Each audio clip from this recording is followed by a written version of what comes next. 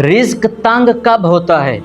یاد رکھیے، اللہ رب العزت نے اس دنیا کے اندر ہر قسم کے انسان، ہر قسمی حیوانات، جانور، پرندے چرندے، اللہ نے بڑی مخلوقیں اس دنیا میں بھیجی ہیں، اور رب تعالیٰ ہر وقت ہر مخلوق کو رزق سے وابستہ کر رہا ہے، رزق دے رہا ہے۔ ہم ہیں رزق کھا رہے ہیں، آپ ہیں رزق کھا رہے ہیں، رب تعالیٰ کی دی ہوئی نعمتوں میں اپنی زندگی گزار رہے ہیں، اللہ کی رحمتوں میں اپنی زندگیاں بسر کر رہے ہیں۔ اور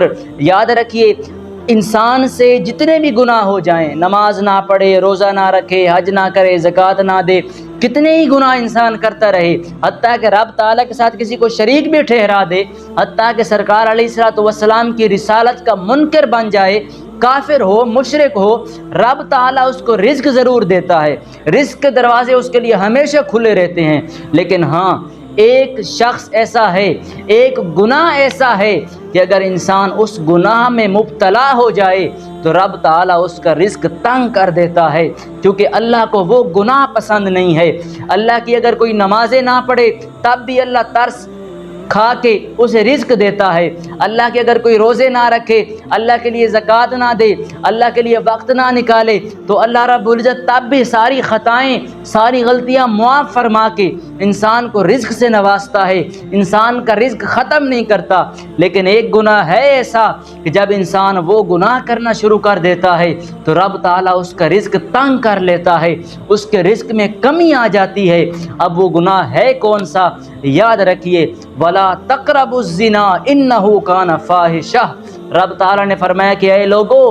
زنا کے قریب نہ جاؤ، إِنَّهُ كَانَ فَاحِشَةً، یہ فاحشہ برائی ہے، یہ برا عمل ہے، فحش ہے۔ تو زنا ہی ایسا گناہ ہے کہ اگر انسان زنا میں مبتلا ہو جائے، انسان کو زنا کا جو ہے وہ غلبہ آ جائے انسان کے اوپر، انسان کو زنا کا چسکا لگ جائے، تو انسان جو زنا کرنے والا ہے رب تعالیٰ اس کا رزق تنگ کر دیتا ہے، اس کے رزق میں کمی آنا شروع ہو جاتی ہے، اسی کی وجہ سے کہ وہ زنا کرتا ہے۔ تو یاد رکھیے، اگر آپ اس تکلیف میں، اس بیماری میں مبتلا ہیں تو اس کو ختم کیجئے۔ اور ایک بات یاد رکھیے، زنا صرف نفس کے ساتھ نہیں کیا جاتا، ہمارے ہاتھ بھی زنا کرتے ہیں، ہماری آنکھوں سے بھی زنا ہوتا ہے، ہمارے منہ سے بھی ہوتا ہے، ہمارے کانوں سے بھی زنا ہوتا ہے۔ تو زنا کی مختلف اقسام ہیں، آپ کوشش کیجئے آپ سے کوئی برا عمل نہ ہو جس کی وجہ سے اللہ تعالیٰ کی ناراضگی شامل ہو جائے۔ میں دعا کرتا ہوں رب العزت ہم سب کو زنا سے بچے رہنے کی توفیق نصیب فرمائے، اور ہم سب کے رزق اور روزگار میں مزید برکتیں عطا فرمائے۔